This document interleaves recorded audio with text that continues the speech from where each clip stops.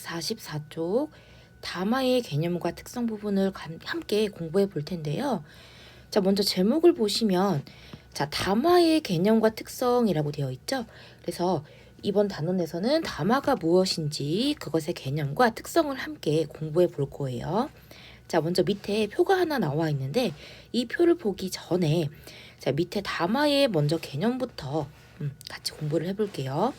자, 담화라는 건 화자와 청자가 일정한 장면에서 주고받는 빈칸에 쓰시면 돼요. 발화의 연속체예요. 자, 그럼 일단 여기 화자는 무엇이고 청자는 무엇인가 하니 우리 화자는 말을 하는 사람, 그죠? 그리고 청자는 듣는 사람을 청자라고 부르죠. 그래서 화자와 청자가 어떤 일정한 장면에서 주고받는 발화의 연속체를 담화라고 한대요. 그러면 또 발화는 무엇인가? 자, 밑에 나와 있죠. 화자는 말하는 사람, 그리고 여기 빈칸에 청자는 듣는 사람, 그리고 발화라는 건 화자가 그리고 청자가 주고받는 말 자체를 발화라고 해요. 그리고 그 발화가 연속되면 무엇이 된다? 담화가 되는 거죠. 자, 그리고 맥락이라는 게 중요한데 이 맥락은 담화가 이루어지는 시간, 장소, 그리고 사회문화적 배경, 이것을 아울러서 맥락이라고 해요. 그래서 시간과 장소를 상황 맥락이라고 부르고요. 그 다음에 사회문화적 배경을 사회문화적 맥락이라고 불러요. 그 맥락의 종류는 두 가지예요. 이건 뒤에 가서 배우도록 할게요. 자, 그래서 위로 올라가서 이 표를 보면 이제 이해가 될 텐데, 자, 담화라는 건 이렇게 화자와 그리고 청자가 주고받는 발화의 연속체예요. 그런데 여기 보시면 화자는 항상 말하지 않죠. 청자가 될 수 있죠. 그리고 청자도 항상 청자가 아니죠. 때로는 말을 하기도 하니까 화살표가 이렇게 왔다 갔다 할 수 있는 거지. 그리고 이를 둘러싼 시간, 장소, 사회문화적 맥락을 이제 맥락이라고 부르는 거죠. 그래서 여기 맨 위에 표를 이렇게 이해하시면 될 거예요. 자, 그리고 여기 밑으로 내려와서 담화의 특성을 보면 담화의 의미는 고정되어 있지 않으며 담화가 이루어지는 빈칸에 맥락이라고 쓰면 되고요. 자, 맥락 속에서 결정이 된다 하는 게 무슨 의미냐면 어떤 하나의 어떤 담화가 어떤 하나의 의미로만 해석이 되는 게 아니라 이 맥락 속에서 여러 가지 의미로 해석이 될 수 있다. 이런 의미예요. 자, 예를 들어서 어떠세요라는 문장, 어떠세요라는 발화, 담화가 하나 있다고 칩시다. 그러면 이 어떠세요가 첫 번째 의사와 환자 간의 대화라고 했을 때는 이 어떠세요가 무슨 의미로 사용이 되죠? 치료한 부위가 괜찮냐는 의미로 사용이 되겠죠. 그죠? 그런데 두 번째 상황, 미용사와 손님에서 이 둘의 관계에서 사용이 될 때는 무슨 의미예요? 머리가 마음에 드는지로 사용이 되겠죠. 그래서 똑같이 어떠세요? 예를 들어 하나만 더 해볼까요? 내가 옷을 사러 갔는데 옷가게 주인하고 또 손님의 여기 둘의 대화에서는 옷이 마음에 드는지, 옷이 사이즈가 맞는지로 또 사용이 될 수가 있죠. 내가 그 피팅 거기서 그죠? 옷을 입고 나왔는데 주인이 이제 물어보는 거잖아. 점원이 물어보는 거죠. 어떠신 것 같아요? 라고 물어보면 나한테 사이즈가 잘 맞는 것 같은지 옷이 마음에 드는지로 물어보는 의미가 될 수 있지. 그래서 어떠세요라는 이 하나의 문장이 어떤 상황에서 내가 어떤 맥락 속에서 대화를 하는지에 따라서 여러 가지로 이제 해석이 될 수 있다라는 건 맥락 속에서 이 의미가 결정이 된다 하는 거죠. 자, 그리고 자, 두 번째는요. 담화는 통일성과 응집성을 갖추어야 한다라고 되어 있는데요. 자, 통일성이라는 건 우리가 뒤에 가면 조금 자세히 배우겠지만, 자, 통일성이라는 건 그 어떤 발화나 문장들이 이제 담화의 하나의 주제 아래 밀집하게 연관되어야 하는 거예요. 그러니까 주제를 벗어난 이야기를 하지 말란 얘기죠. 그다음 응집성 같은 경우는 담화를 구성하는 발화나 문장들이 서로 긴밀하게 연결되는 거예요. 이럴 때는 이제 지시 표현이나 접속 표현을 통해서 우리가 해결할 수가 있겠죠. 접속 표현. 요 뒤에 가서 조금 더 자세히 볼게요. 자, 밑에 예시를 하나 볼게. 자, 시험이 얼마 안 남았네. 성현아, 같이 시험 공부하자. 그래, 유미야, 도서관 어때? 자, 이때 화자와 청자는 이제 여기서 보듯이 유미하고 성현이고요. 자, 맥락은 이제 시험이 얼마 남지 않은 시기인 것 같아요. 그리고 방과 후예요. 장소는 교실이죠. 자, 발화는 유미가 같이 시험 공부를 하자고 먼저 제안을 했어. 그랬더니 성현이가 시험 공부를 할 장소로 어디를 가자고 했죠? 도서관을 제안했죠. 그래서 이런 것들을 우리가 읽고 충분히 찾아낼 수가 있네요. 자, 그럼 옆으로 넘어가서, 자, 선생님이 아까 그 담화의 맥락에는 종류가 두 가지가 있다고 했어요. 그 맥락을 조금 자세히 볼게요. 자, 첫 번째, 일단 맥락의 개념부터 보시면, 자, 담화의 해석에 영향을 미치는 장면 자체와 관련된 맥락을 일단 상황 맥락이라고 부르는데, 상황 맥락의 그 요소, 자, 일단 첫 번째로 화자와 청자의 관계, 자, 말하는 사람이 누구인지, 또 반대로 듣는 사람은 누구인지, 그들이 어떤 관계인지를 고려해야 하겠죠. 선생님이 방금 예로 들었듯이 의사와 환자의 관계인지, 미용사와 손님의 관계인지, 옷가게 점원과 손님의 관계인지, 뭐 친구와 친구의 관계인지, 이렇게 화자와 청자의 관계를 고려하는 게 중요하고요. 두 번째는 시간과 장소겠죠.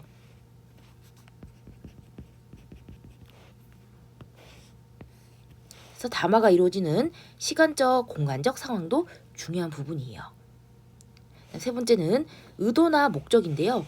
자, 화자가 어떤 발화 의도나 목적을 가지고 이제 이야기를 했는지, 그죠? 의도나 목적을 고려해서 상황 맥락을 파악해야 해요. 자, 밑에 예문이 나와 있는데, 자, 그냥 우리가 상황 맥락이 주어지지 않고 그냥 예문만 봤을 때, 자, 먼저 A는, 자, 이번엔 잘 맞을까요? 나 잘 맞을 것 같은데요. 자, B는, 자, 안 맞으면 어떡하죠? 나 제가 볼 땐 잘 맞을 것 같아요. 상황 맥락이 주어지지 않을 때는 대체 무슨 상황인지가 전혀 예측되지 않아요. 그런데 자, 밑에, 자, 장소가 옷가게고요. 가와 나의 관계가 손님과 점원일 때는 손님과 옷이 이제 잘 맞을지에 대한 이야기를 나누고 있다. 그러면 충분히 이제 다시 이해가 되는 상황이죠. 그리고 자, B는 장소가 야구장이고요. 가와 나의 관계가 해설자와 아나운서의 관계래요. 그래서 야구 경기를 중계하는 사람들이 타자의 타격을 예측하는 상황이야. 그럴 때도 충분히 이해가 가는 상황이죠. 그래서 이렇게 상황 맥락에 따라서도 이렇게 같은 대화가 충분히 다르게 해석이 될 수 있죠. 옷이 잘 맞을까? 타자의 타격을 예측하는지 이렇게요. 그래서 똑같은 대화일지라도 여기 나와 있듯이 장면 자체에 따라서 혹은 여기 상황 맥락에 따라서 다르게 해석이 될 수 있다 하는 거. 그래서 상황 맥락이 중요한 거예요. 자, 두 번째는 사회문화적 맥락인데요. 자, 담화의 해석에 영향을 미치는 사회, 문화적 배경 혹은 뭐 관습 이런 것과 관련된 맥락을 사회문화적 맥락이라고 불러요. 그래서 첫 번째는 자, 지역인데요. 자, 공간적으로 떨어진 채로 이제 오랜 시간이 지나면서 어휘나 뭐 표현 이런 것들이 달라진 것이 있죠. 그래서 이런 것들을 이제 우리가 충분히 고려해서 상대방의 이제 의도를 파악해야 한다는 거죠. 두 번째는 세대나 나이예요. 우리가 세대 차이가 이제 느껴지는 그런 어휘들이 있죠. 그래서 상대적으로 이제 다른 세대, 다른 나이에 비해서 두드러지는 어휘나 표현상의 특징이 있다는 것도 고려해야 돼요. 어른 세대가 유난히 많이 쓰는 표현이 있고 또 요즘 또 어린 세대가 유난히 많이 쓰는 표현도 있죠. 그리고 자, 마지막 8번이 여기 문화인데요. 자, 문화는 특히 이제 나라에 따라서 많이 달라지기도 해요. 자, 언어는 문화의 영향을 받기 때문에 문화권별 특징이 나타나는 어휘나 표현 등이 있음을 고려해야 함이라고 되어 있죠. 자, 우리나라 같은 경우는 이 미팅이라는 단어가 남녀가 어떤 사교적인, 그죠? 그 목적을 가지고 만나는 것을 미팅이라고 하는데, 서양권에서는 이 미팅이 주로 이제 일적으로 만나는 것을 이제 미팅이라고 하죠. 그런 차이가 있을 수 있고요. 그리고 또 하나로, 이건 실제로 이제 교과서에 나온 예시인데, 어떤 학생이 나는 이번 주에 뭐 우리 할아버지를 모시고 통일전망대회에 갈 거야, 이런 얘기를 해. 그랬더니 옆에 있던 그 외국인이 왜 통일전망대회 놀러를 가? 뭐 이런, 왜 할아버지를 모시고 통일전망대회 가니? 라고 물어보는 장면이 있어. 요거는 우리나라가 분단국가이기 때문에 우리나라 학생만 이해할 수 있는 그런 이야기지. 그래서 문화권별로 자, 이런 특징이 있다는 거죠. 뭐 혹은 뭐 나는 그 우리 설날에 큰아버지 댁에 놀러 가기로 했어. 이런 것들도 그 우리나라 그 명절에는 가족끼리 모이는 특징이 있죠. 그래서 이런 것들도 다 문화에 따른 차이가 있다는 거. 외국인들은 쉽게 이해할 수 없는 특성 중에 하나죠. 그래서 여기 예시로 지금 세대, 나이에 따른 이제 그 차이가 나와 있는데, 할머니가 사랑스러운 표정으로 얼굴을 쓰다듬으면서 우리 민지 복스럽게도 생겼다라고 돼 있는데, 말씀을 하셨는데 민지가 제가 복스럽다고요? 이렇게 싫은 표정으로 대답을 했어. 그랬더니 할머니가 복스럽다고 라고 말씀을 하셨죠. 근데 민지가 싫은 표정을 지은 이유가 뭐야? 할머니는 이제 좋은 의미로 복스럽다고 했는데, 젊은 사람들이 받아들이기에 복스럽다는 약간 이렇게 뭐라 그럴까, 조금 얼굴이 통통한 걸 복스럽다고 생각을 하죠. 근데 어른들이 생각하기에 복스럽다는 말 그대로 이렇게 어른들은 얼굴에 조금 통통하고 살이 이렇게 좀 있는 걸 복스럽다고 생각을 하시는데, 젊은 사람들의 입장에서 봤을 때는 아무래도 마른 걸 선호하기 때문에 이렇게 어른들 세대와 할머니, 우리 세대는 똑같이 이제 긍정적인 의미일지라도 복스럽다의 이 뉘앙스가 조금 다르게 느껴질 수 있죠. 자, 다음에 한 장을 넘겨보시면 자, 담화의 구성 요건이 나와요. 자, 어떻게 하면 이제 담화라는 것이 이루어질 수 있을까 하는 건데요. 즉, 의미가 잘 전달되기 위해서는 두 가지 조건이 필요하죠. 아까 얘기했지만 통일성 그리고 응집성이에요. 자, 통일성이라는 건 발화나 문장들이 이제 담화의 주제 를 향해서 밀접하게 연관되는 것을 통일성이라고 해요. 즉, 주제를 벗어난 말을 하지 말아라 하는 것이 통일성이고요. 응집성 같은 경우는 담화를 구성하는 발화나 문장들이 형식적으로 긴밀하게 연결되는 것을 응집성이라고 부르죠. 그래서 응집성을 이제 갖추기 위해서는 10번에 자, 지시 표현이나 접속 표현 이 두 가지를 통해서 응집성을 높일 수가 있어요. 이런 것들을 사용하면 문장을 더 긴밀하게 연결할 수가 있는데, 자, 밑에 지시 표현과 접속 표현에 대한 예시가 나와 있죠. 자, 지시 표현 같은 경우는 문장에서 앞에 나온 말을 다시 가리킬 때 쓰는 표현이에요. 이, 그, 저, 이러하다, 저러하다, 그러하다 이런 것들. 앞에 나온 문장을 또 쓰는 건 불필요한 일이죠. 그래서 짧게 반복해서 쓸 때 이런 것들을 쓰고요. 그 다음에 접속 표현은 우리가 흔히 접속사라고 알고 있는 표현들이죠. 그래서 단어, 구절, 문장을 이어주는 역할을 하는 표현들이죠.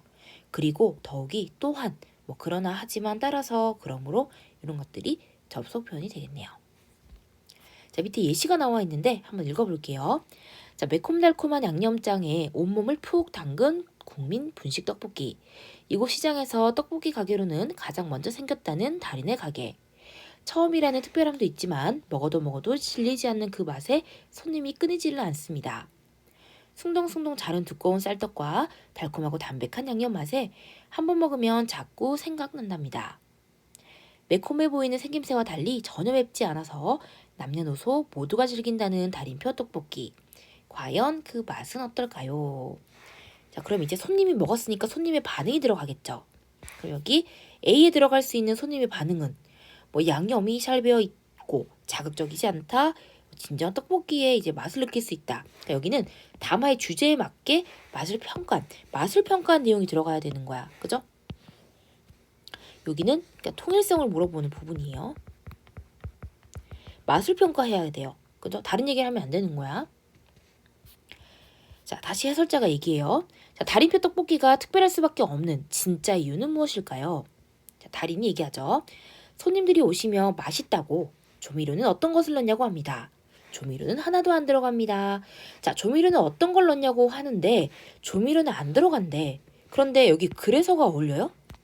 그래서라기보다는 앞뒤가 지금 반대되잖아. 그럼 그래서가 아니라 그러나, 그죠? 하지만 이렇게 앞뒤가 반대되는 접속사를 넣어야겠죠. 그래서 밑에도 나와 있지만, 자, 그래서 대신에 앞뒤 문장이 반대되는 하지만, 그러나 이렇게 바꿔주시면 되겠죠. 자, 다시 해설자가 얘기해요. 자, 화학 조미료 없이 손님들의 입맛을 사로잡은 달인만의 특별 비법. 세월 속 오랜 내공이 점점 더 궁금해집니다. 밀가루하고 달리 쌀로 만든 떡볶이는 양념이 배도록 하는 것 자체가 힘들어요. 자, 쫄깃한 쌀떡볶이의 단점은 자칫 잘못하면 밍밍할 수 있다는 것. 달인은 그 단점을 잘 극복했답니다. 일반적인 쌀떡볶이와 동시에 물을 넣어서 그 차이를 확인해 보았는데 금세 하얀 민낯을 드러내는 일반 쌀떡볶이와는 달리 몇 번을 헹궈내도 두꺼운 양념옷을 자랑하는 달인표 떡볶이. 일반 떡볶이하고 차이점이 그것이에요 했는데 이때 말한 그것이 뭐예요? 일단 그것은 지시 표현이죠. 앞에 나온 것을 가리키는 표현이잖아. 그럼 무엇을 가리키는 거예요? 일반 쌀떡볶이와는 다르게 몇 번을 헹궈내도 두꺼운 양념옷을 자랑하는 것이 다른 집과의 차이점이다 하는 것이 되겠죠. 그래서 여기 금세 양념옷을 자랑하는 이렇게요. 그죠? 됐나요? 자, 그래서 오늘 그 이론적인 부분은 여기까지가 끝이에요. 그래서 일단 나머지는 전부 다 문제거든요. 그래서 이 부분을 나머지는 다 숙제로 해서 선생님께 사진을 찍은 다음에 보내주시면 되겠어요. 자, 어디서부터 하시면 여기 자, 페이지 144쪽부터 151쪽까지 네. 과제로 하셔서 선생님께 사진 찍어서 보내주세요.